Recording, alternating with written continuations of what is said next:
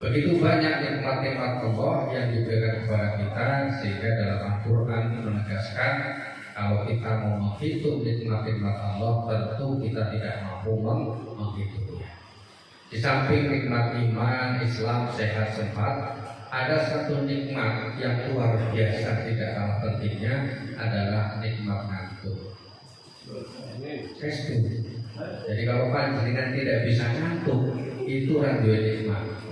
Dan survei membuktikan kalau orang, manusia, laki-laki, perempuan yang jadi masalah itu tidak bisa tidur bersama, itu jadi masalah.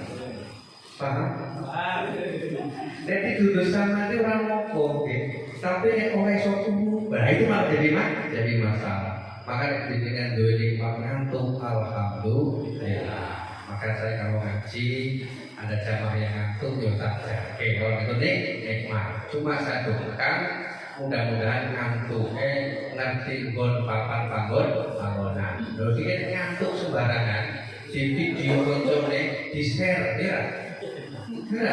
Ngantuk ngecek di share lah. Jadi memadukan diri sendiri.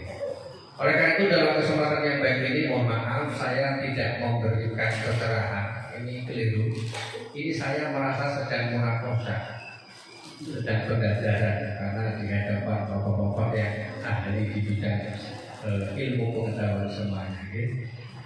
Tetapi paling tidak saya menyampaikan kisi-kisi insya Allah yang saya sampaikan. Yang pertama adalah buku daripada Ensiklopedia Islam karangan Dr. Rihab As-Sarjani dari mana? Dari Mesir. Yang kedua adalah Sirah Nabawiyah karangan Muhammad Husin Haikal dari Mesir. Kedua-duanya adalah tokoh Ikhwanul Muslimin yang kemudian organisasi itu diadopsi di Indonesia menjadi organisasi tertentu. Sorry, saya tidak bisa menyebut kecuali dalam bentuk pertanyaan. Ketika Rasulullah masih hidup, ketika ada permasalahan apapun bentuknya, maka langsung diselesaikan oleh Rasulullah. Baik itu secara kauliyah, takririah maupun fiqhiyah, semuanya langsung diselesaikan. Tetapi ketika Rasulullah sudah meninggal dunia, wafat, kemudian dilanjutkan oleh Khalifatul Rasyidin, dilanjutkan oleh Bani Umayyah, Bani Abbasiyah, Bani Fatimiyah. Maka pada masa Bani Fatimiyah periode awal yang berdiri pada tahun akhir 800-an, puncak kejayaannya pada tahun 970 dengan bukti kejayaannya mendirikan Universitas Al-Azhar pada tahun 970. Betul mas? Setelah mencapai kejayaan, kemudian ternyata survei membuktikan hampir semua dinasti itu mengalami keruntuhan ketika terjadi perebutan kekuasaan, terjadi perebutan sektor di bidang ekonomi. Kita bisa melihat Demak runtuh rebutan kekuasaan. Kita bisa melihat Majapahit runtuh rebutan kekuasaan. Maka ketika Daulah Fatimiyah runtuh, untuk membangun kembali citra baik Fatimiyah yang sampai berhasil mendirikan Universitas Al-Azhar, kemudian daulah ini membuat suatu cara bagaimana agar semangat perjuangan kembali lagi dengan cara menyelenggarakan maulid. Mohon maaf kalau saya salah. Disinyalir daulah Fatimiyah ini sangat berbau, terpengaruh dengan paham Syiah, sehingga gayung bersambut dunia kurang begitu ketara.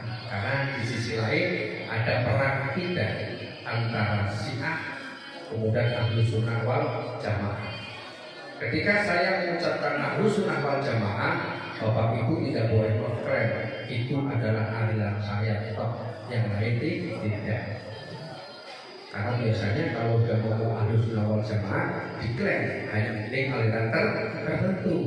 Padahal Ahlus Sunnah wal Jamaah adalah aliran siapapun yang mengikuti salah satu daripada 4 mazhab, salah satu dari 4 mazhab. Ketika saya mengamalkan ajaran Hanafiyah, saya juga Ahlus Sunnah. Ketika saya mengamalkan Malikiyah, saya juga Ahlus Sunnah. Ketika saya mengamalkan Hambaliyah maupun Syafi'iyah, saya juga ahlu sunnah.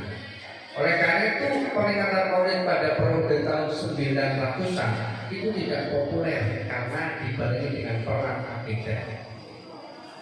Di sisi lain disusul dengan kemunduran Bani Fatimiyah, maka menjadi kekuatan baru, daulah kekuatan Romawi di Eropa sampai pengaruhnya ke Turki, sampai pengaruhnya ke Irak dan ke Mesir. Maka muncullah perang salib yang pertama. Mohon maaf saya menyebut perang salib karena bukunya berbunyi begitu. Pada tahun 1095 maka muncullah perang salib yang pertama. Perang salib yang pertama yang kedua praktis. Umat Islam mengalami kekalahan yang begitu hebat. Bahkan ketika perang salib yang ketiga terjadi pada masa Sultan Salahuddin Al-Ayyubi pada tahun 1995, Sultan Salahuddin Al-Ayyubi menjadi sultan atau menjadi raja, menjadi presiden, mewarisi utang-utang negara yang begitu besar. Kenapa? Karena kalah perang di mana-mana. Sehingga negara-negara bawahan Islam banyak yang lepas. Kenapa kalah perang?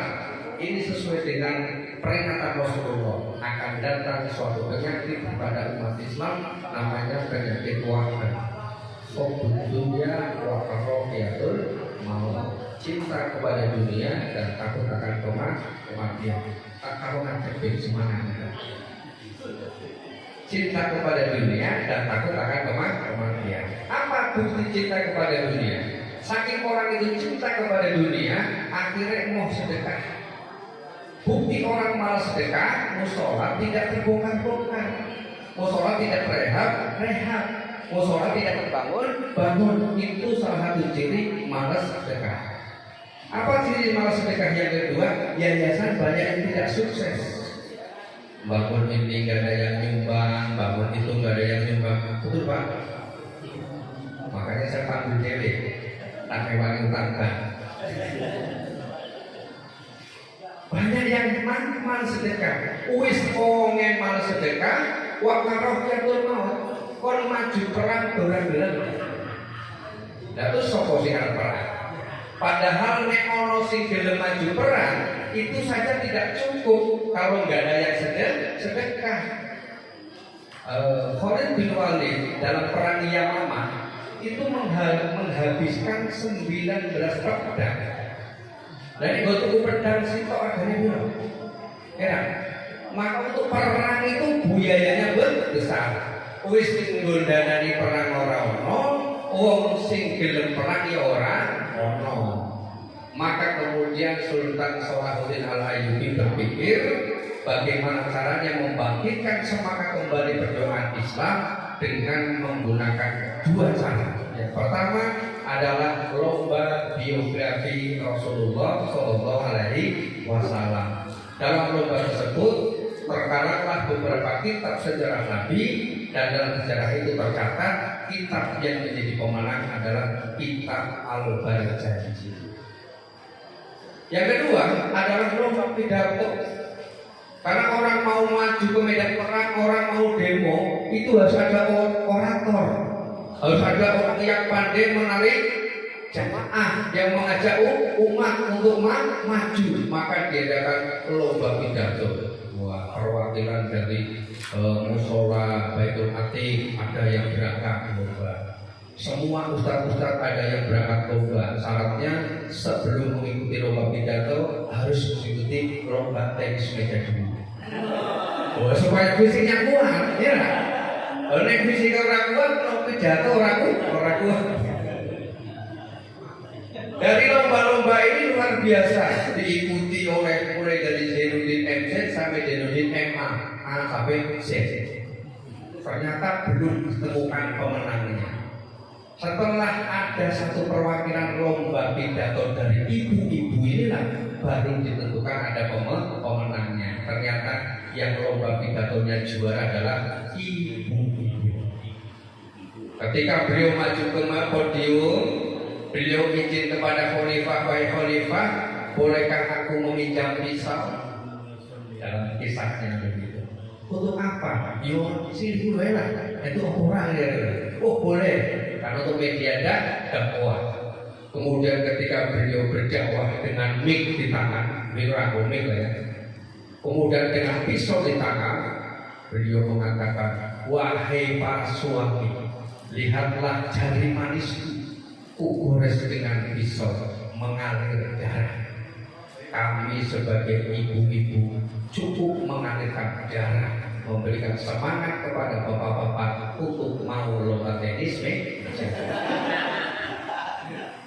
memberikan semangat kepada bapak untuk mau menuju ke medan perang. Ibu-ibu saja siap mengeluarkan, meneteskan, mengalirkan darah.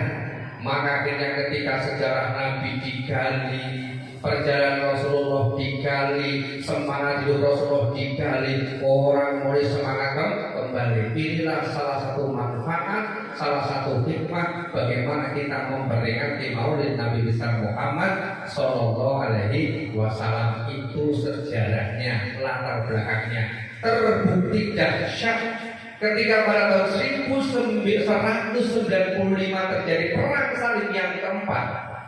Pada tahun 1453 itu ada penaklukan Konstantinopel yang dilakukan oleh Muhammad Al-Fatih. Terbukti semangatnya menyala.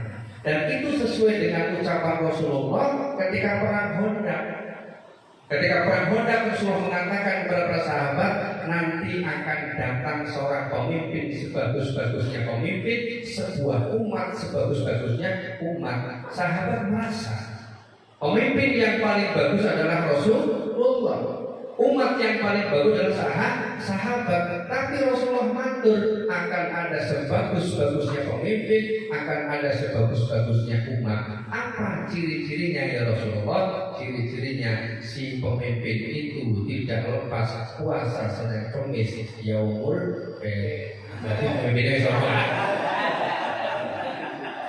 Ini kemudian yang kedua, pasukannya, umatnya itu tidak lepas puasa sunnah dan tidak lepas sholat tahajud. Kayak apa kira? Aku tuh betul nih. Orang lepas Senin Kamis, orang lepas tahajud. Itulah pasukan yang dibawa oleh Muhammad Al-Fatih, membuktikan ucapan Rasulullah pada tahun 1453 Muhammad Al-Fatih merebut Konstantinopel. Tapi dalam hidup berbangsa dan hidup berinternasional negara, efek dari kekalahan Eropa imbasnya adalah Indonesia. Apa kira-kira? Karena orang-orang Eropa kalah perang dengan umat Islam, mereka perlu hidup, perlu daerah jajahan baru. Akhirnya mereka dengan bahasa, dengan bahasa hijrah. Orang-orang Eropa hijrah, kemana hijrahnya? Ke daerah timur, salah satunya ke Indonesia. Jika pada tahun 1511 Portugis dan Portugal datang ke Jakarta, itu efek daripada kemenangan Islam di wilayah Barat. Saya tidak mau bahas sejarah itu. Kalau mau bahas sejarah itu tinggal lagi kapan? Maka saya katakan, saya kalau ngomong sejarah itu paling tidak 2 jam harusnya. Nah, ini 1 jam baru 6 jam lagi.